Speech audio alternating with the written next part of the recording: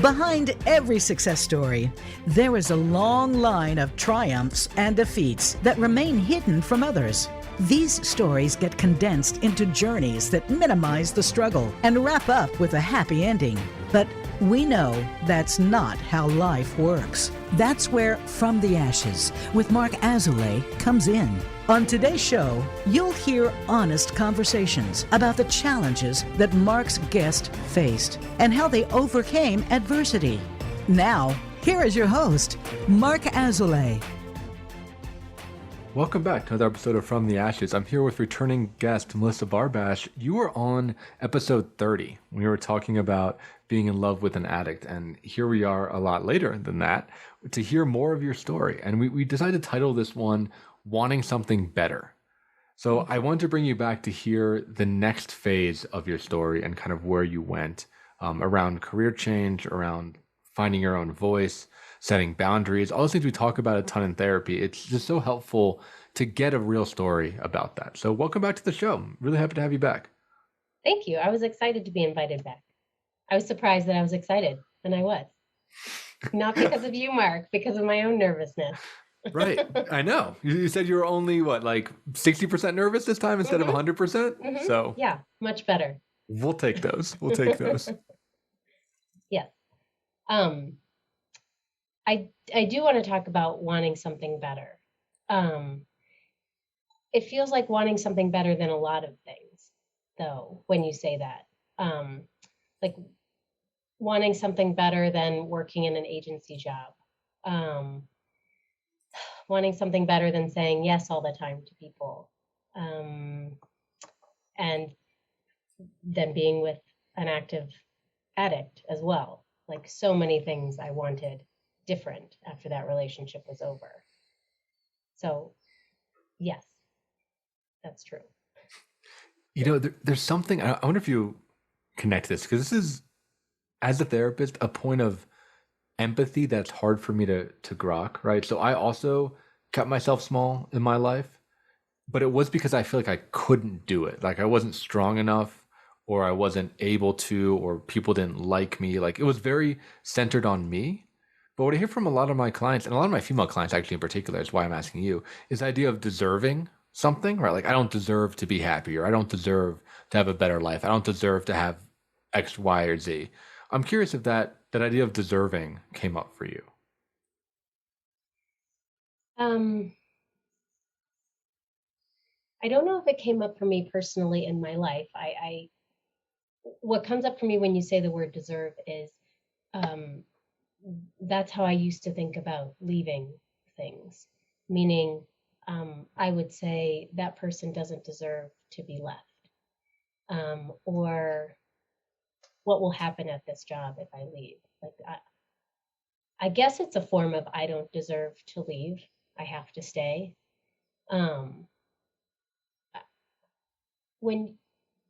So the word deserving is very interesting to me. What came up for me also was not even deserving, but what it's like to be a woman and have to kind of like fight your way through life. I don't even know if that concept, what do I deserve, was part of my vocabulary when I was younger. Do I deserve this?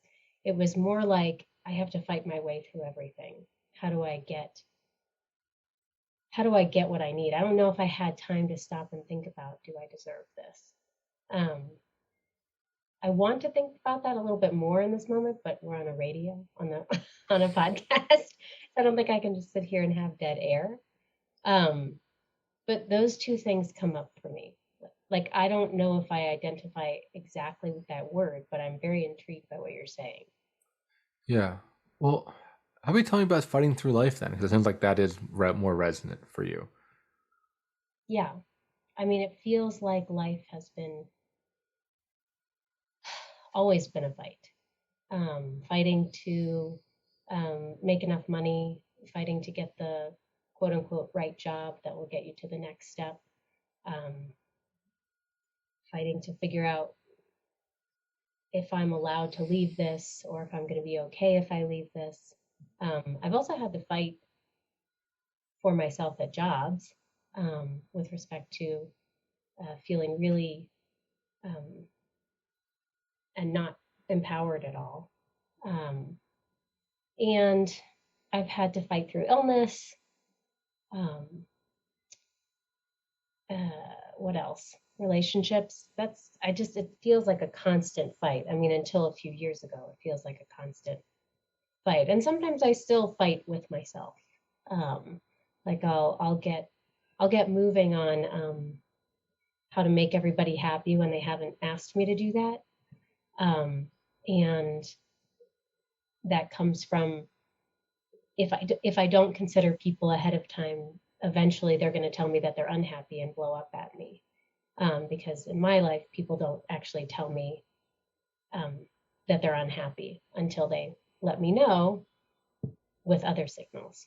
So I'm always trying to, or I used to be always trying to make everybody happy so that, I guess, so that there were no blow ups anymore.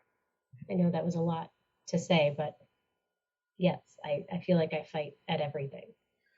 Yeah, Or used this to. this just idea, and I can relate to it too in my story of this ever-present threat, this like unspoken time bomb that lives within people. That sounds like you were spending a lot of time trying to manage, right? Anticipating people's needs, making sure that they were happy, being agreeable, whatever it is, to prevent this thing from happening. That is such a burden to live with. I mean, it's a mental prison, truly.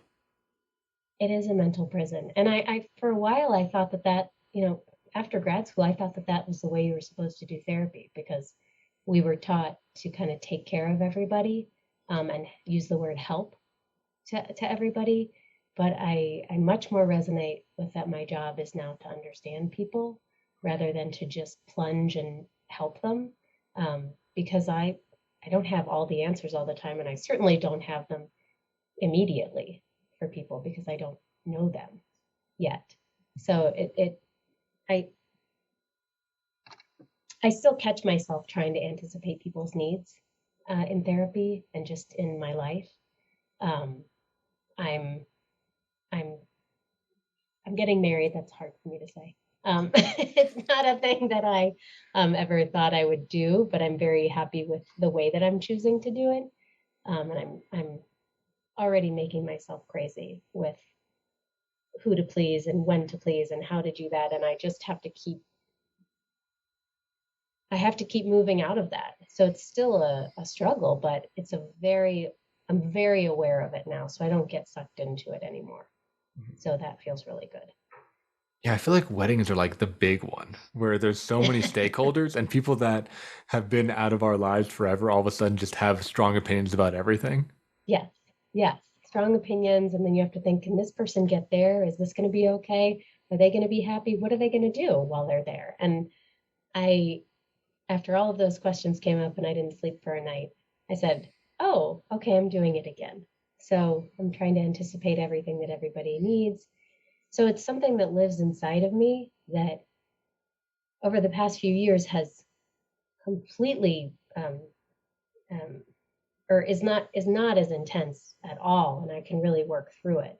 But for I don't know 30 something years of my life, it was just there, and I just did for everyone all the time, no matter what, and it really got me in a lot of trouble with myself, and it didn't get me what I wanted ever. And didn't get the other person what they wanted ever either. I know that's the sick joke of it. Right? Is that the pleasing behavior is also really ineffective. It's like you spend all of your time and energy trying to like crack the code and it turns out it's the wrong code. Anyway, It is. even Yeah. after all that. Yeah, people still leave, they still yell, they still don't like what you did. All the things still happen, and you're just depleted then, and they're fine because they didn't have to do any of that worrying. So it's a really difficult thing that I try to help people through because I don't want people to have to live that way. Myself, I don't want to have to live that way. I have a really good support system that helps me through it. And it feels kind of weird saying that on a podcast, like being a therapist, kind of being vulnerable to show people I struggle with this too. that feels, I don't know what the word is. It feels scary to say that out loud, exposing, I think. Even though I don't think I'm hiding it from people, but it's always different, I think, when people learn something about me at a different level. They learn that you're a human too. They learn that I'm a human. Ugh. Yeah. Gross. No, I'm okay with them knowing that I'm a human. But I truly believe, even if it's something that I have struggled with, like, I think I'm very adept at helping people understand it. I'm sure because I've struggled with it too. Right. I mean, that's the thing. Or, it's kind of like the mythological wound is you take that wound and that becomes your greatest strength if you can work on it. Right. Hmm. If the hero goes to the underworld and back and incorporates the wound into their power, then it can become something really magical. I totally followed that with respect to therapy. I do like fantasy, but I do not know what you're talking about, but I get what you're talking about. If that's possible. Yeah. Yes. Yeah. The biggest wounds, like if you can tolerate it and if you can learn from it and work on it, like you can really shine, I think, and really help people with it. I understood what you said. I just got a little lost in the fantastical part of You got a little lost in the sauce there. But I mean, that's been the case for me, right? I mean, with my childhood and with my addiction, probably most obviously, is understanding what that is from the inside out and working through it allows me to understand people beyond words it. or understand what their words really mean or be able to put myself in their shoes. And in therapy, I mean, this, I'm saying for our listeners, there's this risk of what's called countertransference, which is kind of when a therapist overlays their experience onto you as a client. So you really have to be careful about this, which is why I'm still in therapy, still in groups, still working all the time to keep that refined. But I do think it is something that can be quite powerful if it is healed. I think if the wound is unhealed, it can be really, really dangerous. So it's kind of this idea of playing with fire in a lot of ways. I'm nodding emphatically for the people that can't see me at what Mark is saying because it's absolutely true, and I've heard it from people before that like if someone doesn't work through their shit, it gets put onto the client for sure, and it's really harmful. And so I think I had someone ask me something about that the other day, and I think it's such a good point. Yeah, I was wondering. Well, I was going to ask you a question. Yeah, you can ask me questions. It's a conversation. I was wondering if people tried to anticipate your needs when you were struggling with addiction, because that's everything that I did and everything that my clients do. And I just wonder from your perspective what that was like for you, or if you were. Honestly, I don't know. I don't even know if I was aware of it. I mean, I want to say yes, I did. I was in relationships at that time, and I think the people that I dated were certainly in that caregiver. I mean, they were either also addicts, and we were just two chaos fireballs together, or they were in the caregiver. I'm going to save him. I'm going to make it better. All he needs is love. Like kind of coming from a sense of, in Buddhism they call that idiot compassion, which I love that term, right? But it really the word for it is like enabling me, right? Of like making excuses. A lot of it came from reinforcing my victim mentality that I had at the time, where I would come into, a time to hang out with them or whatever and complain about my life and how it was unfair and how it's not like my fault and all the stuff that I think addicts, specifically, but I think in general, people that are suffering can fall into. And the women I would date would be like, oh my God, I can't believe it. That's awful. You don't deserve that. You're better than them. Which is what I wanted to hear, but it wasn't what I needed to hear. Yeah. And I think that was anticipating the need either to prevent me from blowing up or prevent me from getting really sad. I never really blew up on people, but I would get pouty. I would get sad and I would disconnect. And I think that's very painful for a partner to be around. So I think if I can look back now with fresh eyes, they were trying to anticipate the need and make sure I was soothed so they could stay in connection with me. So I wouldn't just retreat into myself or into my substance or whatever. Yeah, you've given it a lot of thought. I think that is very valuable for people to hear. because what happened for me was exactly what you described, and is this this idea of empathy overrides it, but it's not like empathy necessarily all the time. It feels like empathy, but it's like complete fear of something like unknown, complete fear that there will, like, that the person will disconnect and that they might die. And like, and it was just, and I've done it, my whole life, like, even around, my dad a little bit, like, feel so sad for what someone is going through and how they can't show up, that I compromise myself to be there for that person. So with respect to wanting something better, I don't do that anymore.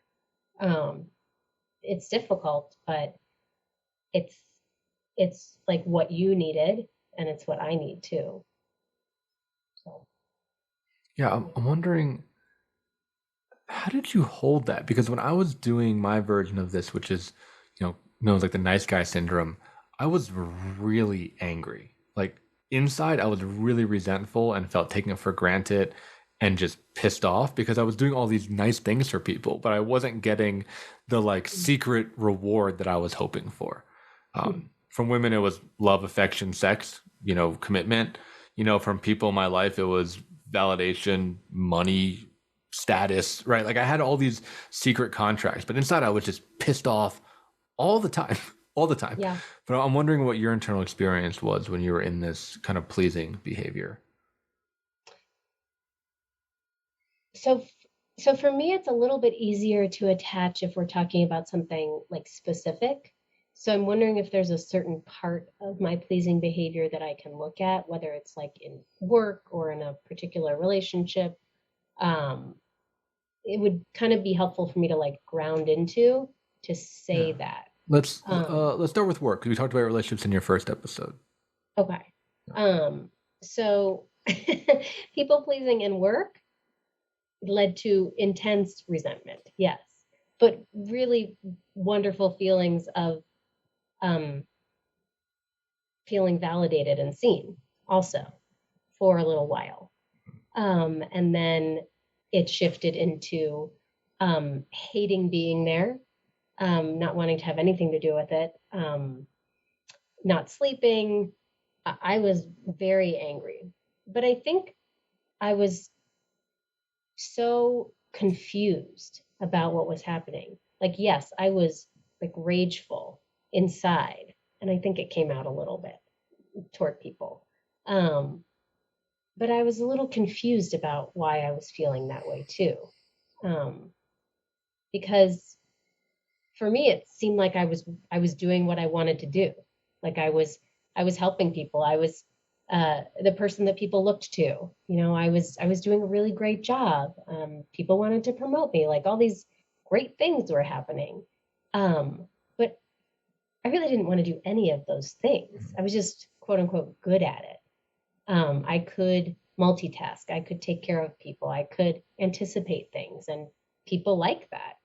And so it got me far, but I was depleted, and every time I get depleted, I get sick.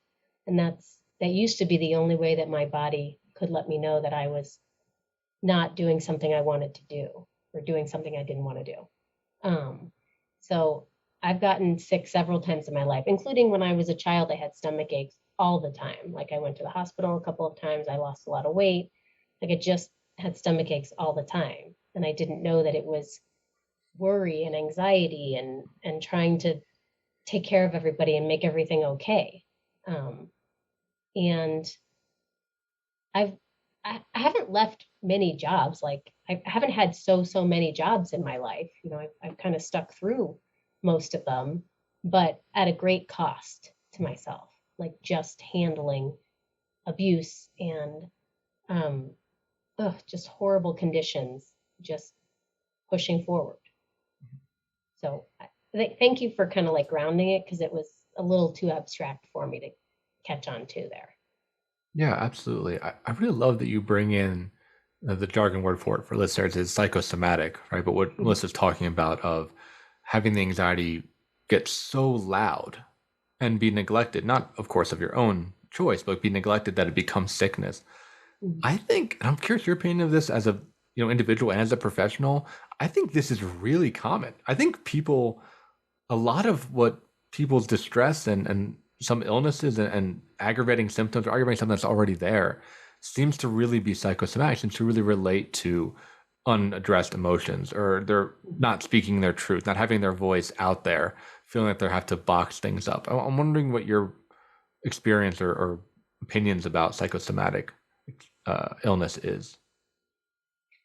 I think that's a tough topic because, and I'm going to say more, but I think it's a very shaky topic because for me, I know when I was sick many years ago, like I didn't know what was happening to me. I was sick, like Right. I couldn't stand up for more than a few seconds. You know, I was fatigued all the time. Like I couldn't breathe sometimes. Like all of these things were happening to me. Like I was what else? My my body was like rejecting all of these foods, and I was getting hives. So like a whole slew of things happened at once, and I didn't know what was happening. I went to Mhm. every doctor to try to understand. And so I was diagnosed with an autoimmune illness, um, which actually really soothed me hearing that because I didn't feel like I was crazy, that like all of these things were not, they actually were happening to me, and there were things out there to point to it. And I also know when I started doing things the way I needed to in my life, and when I eliminated doing everything for everybody, a lot of these symptoms managed way better. And so it's quite possible that I was under 30 some years of stress, and fear and anxiety and anger. And it just kind of built up all the, over all of the things working at treatment centers, just all of these things that kind of just build up. The reason I said it's shaky is because I don't want to say that people's symptoms are not real, because I know that I would have a very strong reaction to that. Um, and I also know that some symptoms are psychosomatic. So it's kind of a delicate balance, I think, of understanding where someone's coming from and also helping them wonder if there's anything emotionally going on that's contributing to it also. Yeah, I think I'm really happy you brought that up because I was noticing as you were talking, I was like, oh yeah, people might not know the core assumption, which is that it is real, right? Like all of it's real. And I think we know from psychology that the mind body barrier is a lot more fluid than medicine might make it out to be. So Mm-hmm. just because it doesn't have like a genetic correlate or doesn't have, an infectious pathogen doesn't mean that it's not real. Yeah. And of course, like it shouldn't be surprising that stress causes symptoms and stress causes Mm-hmm. illness. Like to me, at least from the way that I view the human system, is it's all one thing. Mm-hmm. So if there's disharmony somewhere else, it's going to affect another part of the body because we're one unified thing. Our mind and our body are the same creature. You Yeah, know. I agree. I sometimes wonder if I had back surgery about 12 years ago, and I sometimes wonder if I hadn't been involved with somebody who was an active alcoholic at the time, would I have not, I needed it. So I actually did need it, but would I have been in as much pain, Mhm. or would it have been a better transition, or like would it have happened later in my life? So I believe that yes, what you're saying is also true, for sure. Yeah, I think it's all similar, right? I mean, also if you look at depression or anxiety, which is under that Western category of like mind illnesses, they have bodily symptoms. Hmm.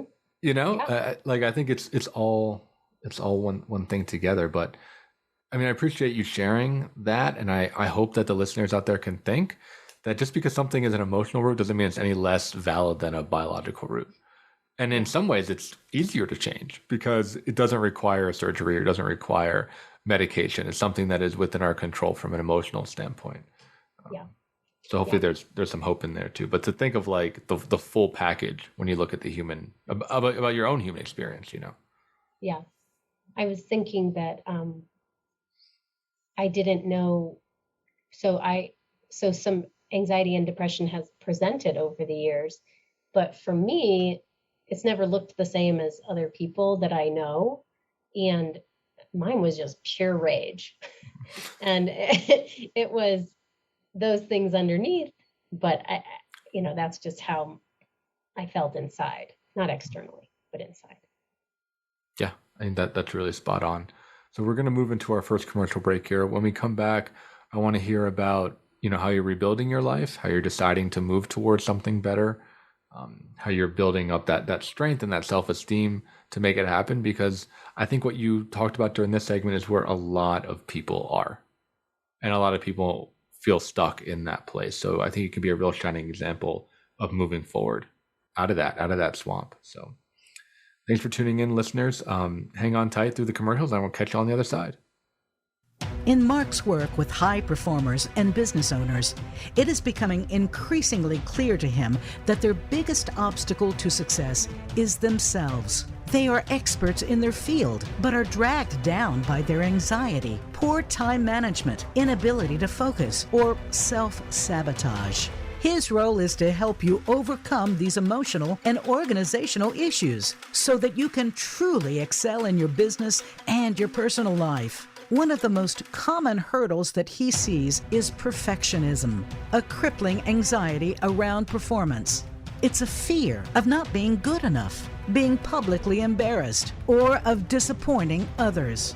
These fears paralyze brilliant people and bring them to their knees. This course will help you to break free from this mental prison and have more agency in your world.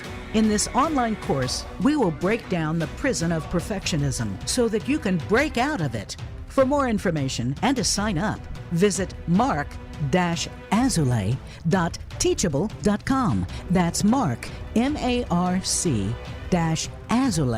AZOULAY.teachable.com.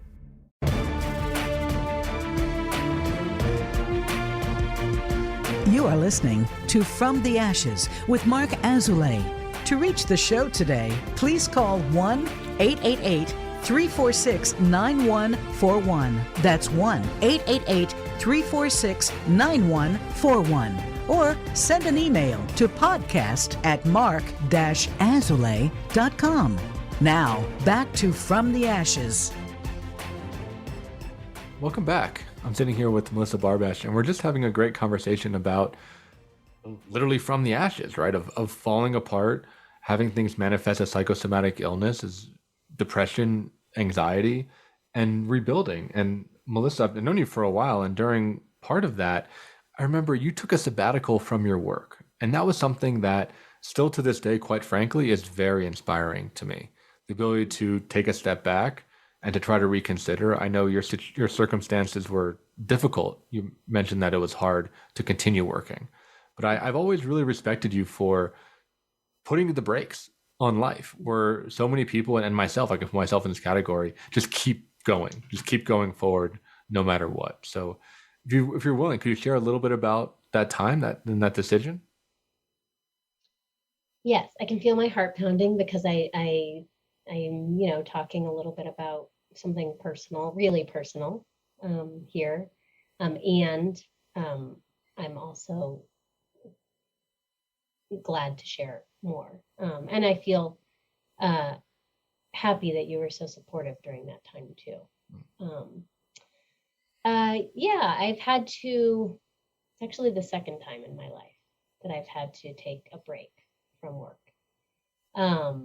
So it was some time ago, and I actually would not have done it. My body was not going to let me have a choice eventually. but I could not have done it without my therapist at the time actually saying, stop, you need to do this like right now. Like this isn't, you're taking a break. And it felt so good to have someone else say that to me because I couldn't see it. I could feel it, but I didn't know how to say it because it's not in my nature to stop. And when someone gave me permission, it was just astounding. Like it didn't make sense at first, but I just said, okay, like I'll do that. Because it felt so supportive and so loving. And it did. And she also walked me through like how it was going to happen. So I had like someone walk with me the whole way. So that didn't feel as scary because if it had been up to me, I think I would have come back too soon.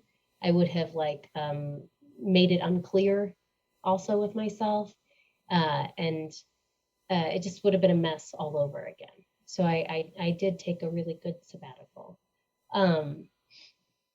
My journey was, so I have a family history of my own of being very fearful of medication and of depression and anxiety just due to some stuff in not my personal history, but in my family's history. So the steps after that were pretty difficult to try to figure out what do I need? How am I going to get there?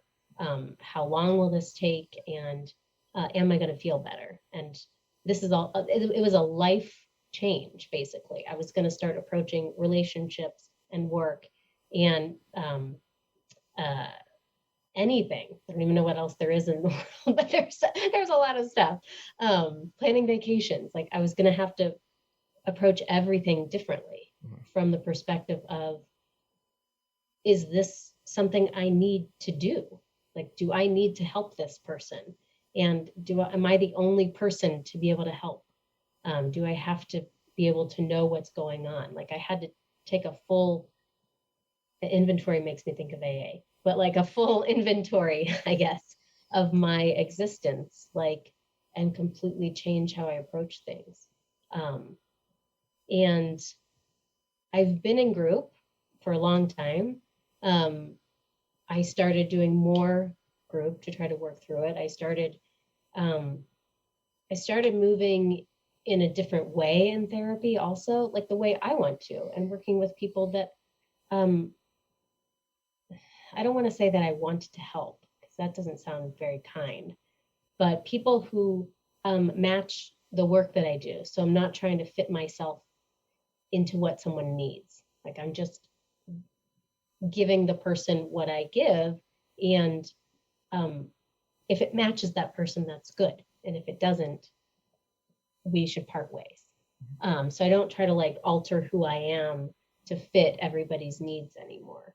I don't know if that's specific enough about the steps that I took yet, but I can go into more if I don't know if I said any steps that I took really, like to make that happen. I think you are, and I would love if there's more lessons that you learned during that time. I'm liking some of the reflections that you're giving on your work and on your relationships and making these changes that are pretty like revolutionary, right? I mean, you're kind of changing the whole system. Like with the client thing is being like, hey, I'm going to work with who I can actually help, not who ever walks through my door, which is a total revolution. I mean, it's literally turning it on its head, you know? Yeah. That's what turning my life on its head, right? Like, because I could help everybody my whole life. I could make it work. Like I used to be an event planner. I made everybody happy. Thousands of people all at once, you know, were pretty happy. And so this was a revolutionary change for me. Some lessons that I learned. So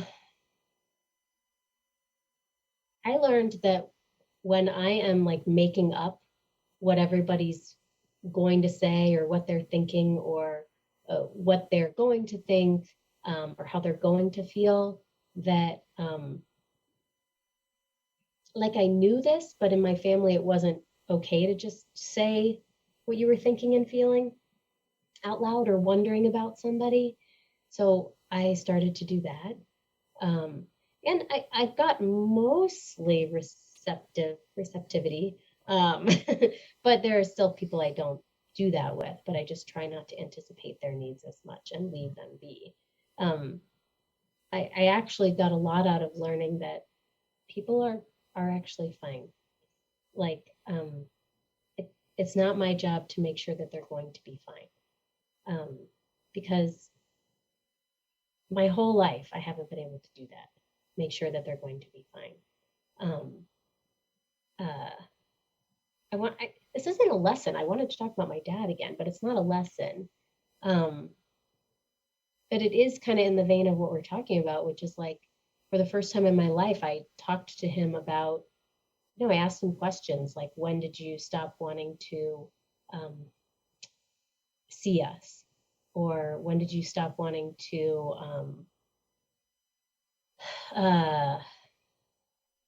talk to us about our feelings? And that was a really difficult conversation for me.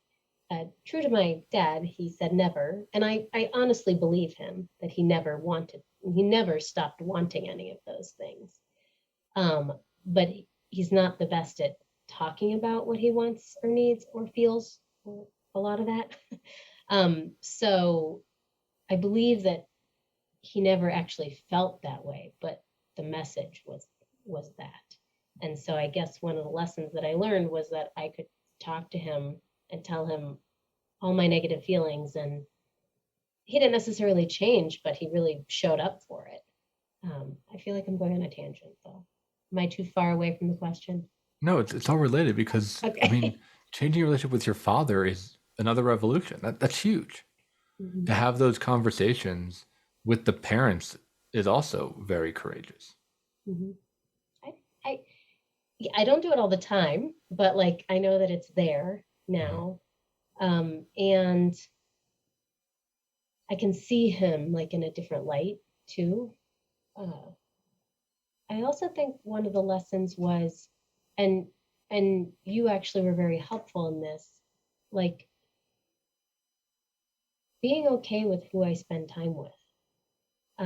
Like I don't need to do all this networking and everything with therapists, and like I don't like I can just be me, have my practice, be with people that I love, and I don't have to have like, I feel like I want to say a sorority, just because in my mind that's like, in my college mind, like that's the amount of people that were around.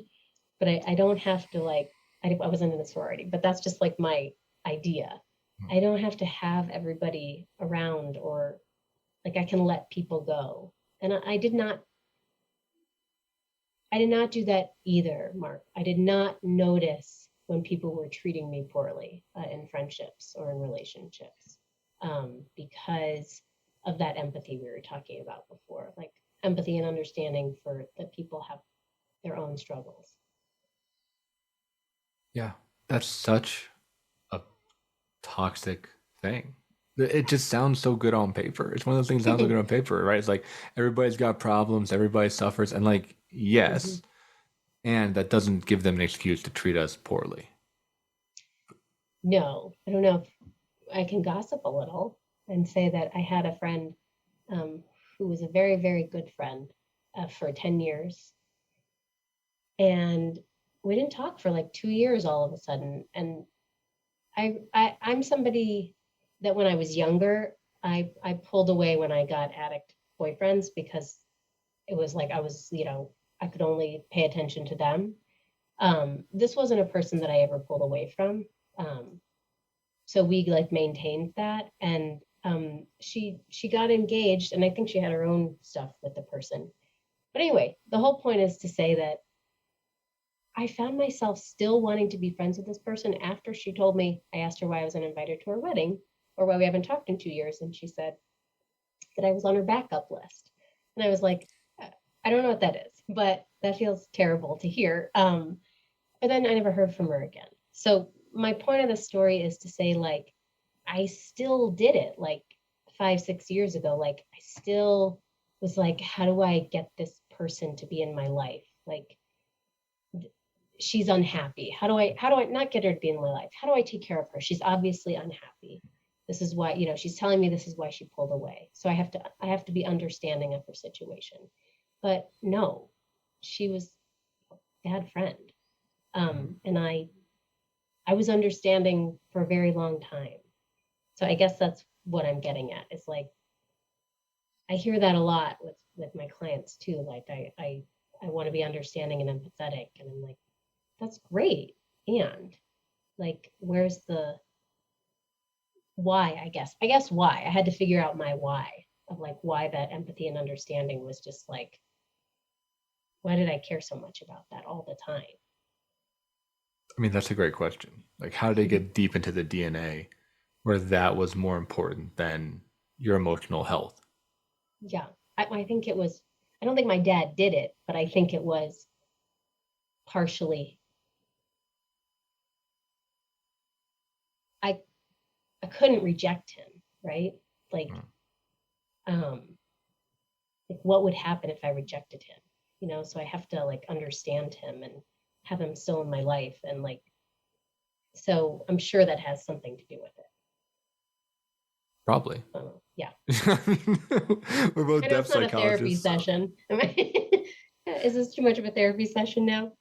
No, I think it helps people make the connection. I mean, there's a little tangent. I get to maybe bring it more educational out of the emotions for a minute.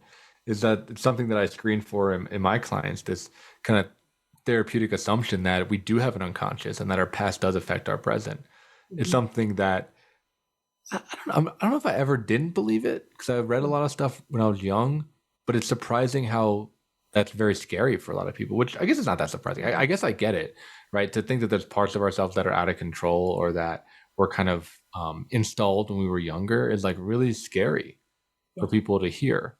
But yeah, for me, I mean, my nice guy behavior directly connects to my mom, right? Of like trying to manage her aggression and being very afraid and being very angry all the time. And just for me, seeing often very painfully that pattern just get projected onto, woman after woman, onto organizations, onto relationships, like just that same thing just getting projected over and over, and having to own the shadow parts of myself that I set it up more often than not. Right. Sure. Sometimes I find people that fill that role for me, but most of the times I set that up and I make it happen when it's not even actually happening at all. I'm living in my own kind of perspective, my own bubble of reality, which was very unkind. It's a very cruel bubble to live in. Yeah, go ahead. You're saying you set it up unconsciously. Yeah. Yeah. Yeah. Because I know that you're not walking around going, who can I be, pleasing to, or who can I be rageful at today, to get what I need. But it's definitely an unconscious pattern, and I'm with you. Past informs the present. I absolutely, like 100%, that's how I look at things. And I do get annoyed with my therapist when she brings it up so often, though. She always says, we do tend to do that. Yeah, she always says, you're not gonna like this. And I'm like, I'm okay with it now. Like, you can say it now. But no, I didn't like it for a while because I didn't want it to be about my mom, because she's my most secure person. So, and I know that happens for a lot of people. Right. Like that's like the sacred cow, and that's like the most precious relationship. Yeah. But yeah. Yeah. I mean, I think it's just going through the grieving process. I remember I did with my parents, where angry for a long time, but then depressed and then grieving and really missing what I didn't get. And now hopefully, I mean, it comes and goes in waves. It's definitely not perfect, but hopefully coming to a place where I can accept them and see them more for who they are, and accept capacity and limitation, and realize that there's not really malicious intent, but there is unmet needs. And that's the same thing. I mean, it's just that nuance, which was hard. And it's hard for me to maintain sometimes, of that there isn't quite evil in that case. It's not like black and white. It's not that they're bad people, or that they're like trying to hurt us, or that there's, something wrong with them. It truly is like a capacity. Like you just reach the end of people's ability. Yeah, it impacts you. That's what happens. Right. Like, And I don't expect them to have had like anticipate my needs all the time. I think that's a very difficult thing to ask. So I was going to have some things not wrong with me, but I was going to be impacted by some things. I wanted to bring up my current partner, but I'm not sure how we're doing on time. Oh, we're doing all right so far. And Okay. if not, we can go over to the third segment. Okay. When you asked about like life lessons with respect to or lessons from having to take the sabbatical,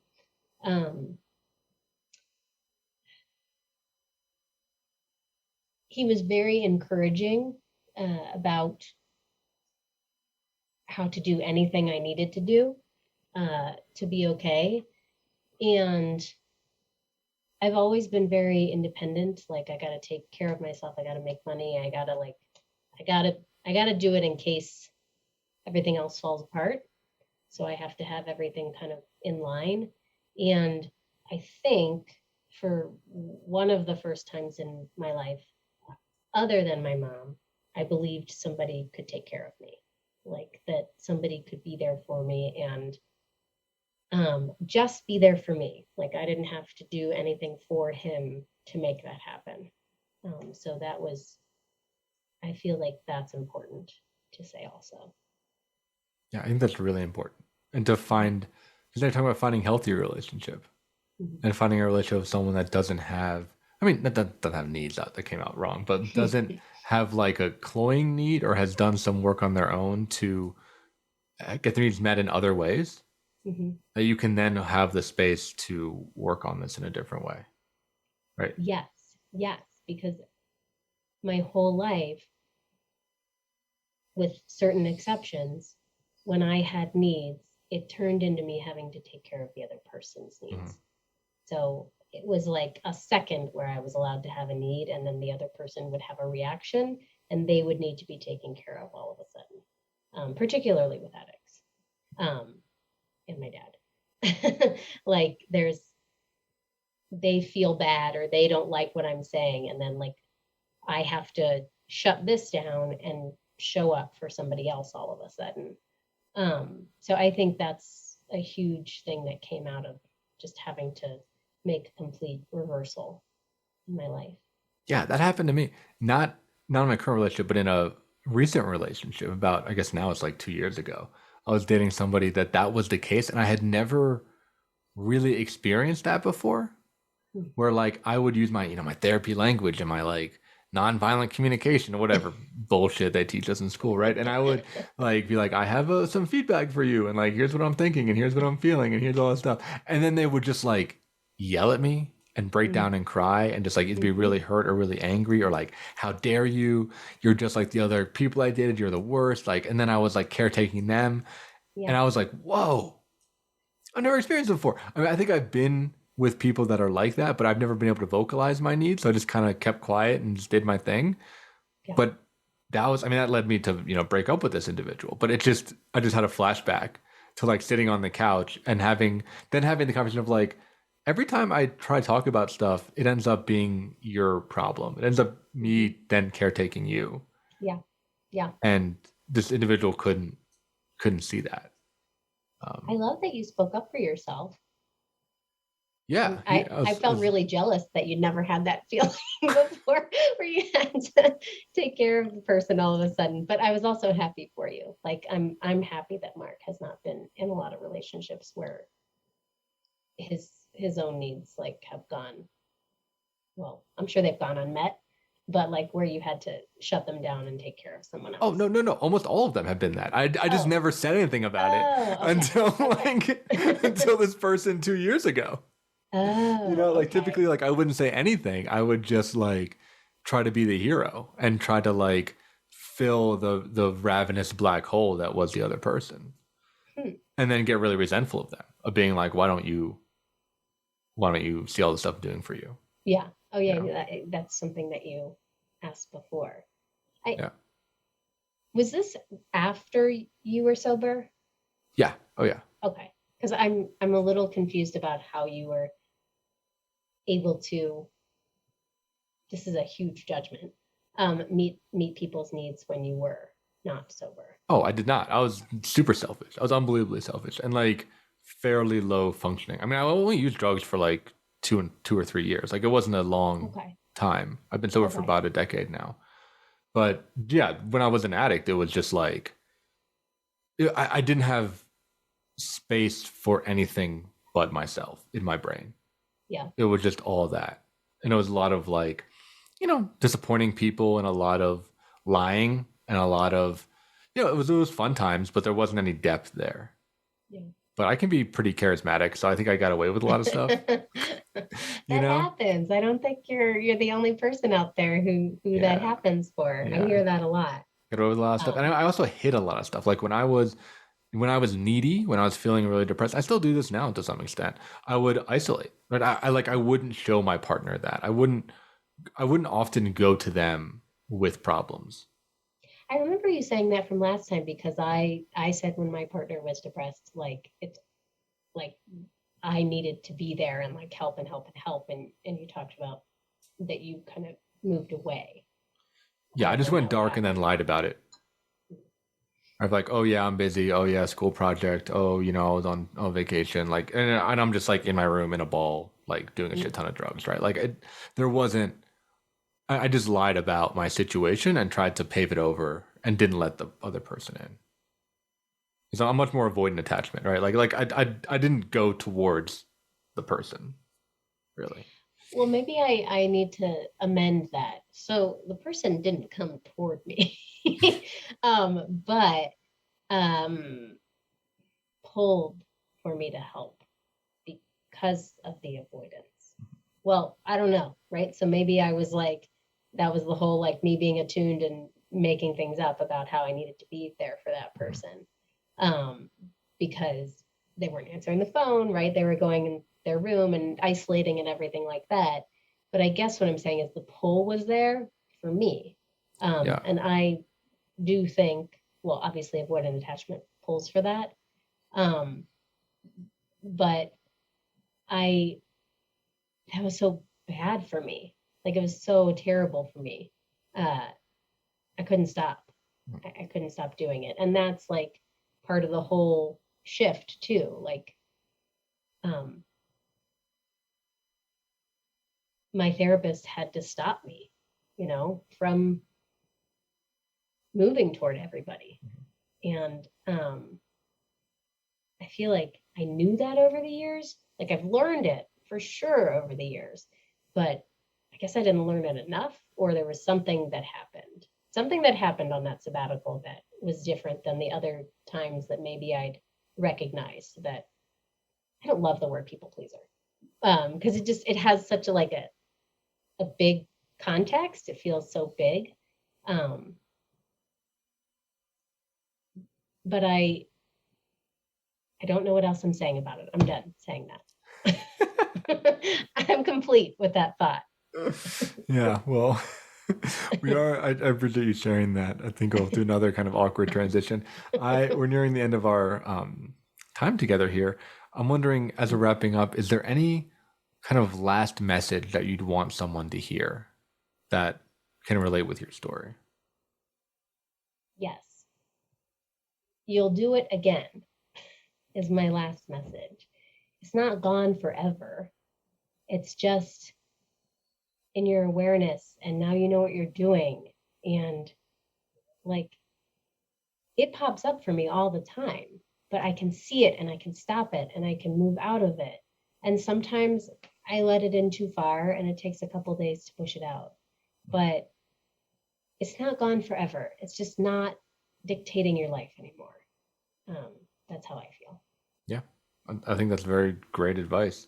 So we're ending here. Where can people, it's a great conversation. Where can people find you if they want to know more about you or your practice? So my practice is called Recover Me Counseling. It's just www.recovermecounseling.com. I think that's the best way. You can Google my name, Melissa Barbash. You'll find some random podcasts out there. And yeah, I'm happy to hear from anybody. That's great. Well, it's always a pleasure to have you on the show. It was a really powerful, intimate conversation. For those listeners out there, if you like this, please like it, share it, give us 5-star reviews. It really helps to build that and get the message out there. So thank you so much for tuning in, and we'll catch you next week on another episode of From the Ashes.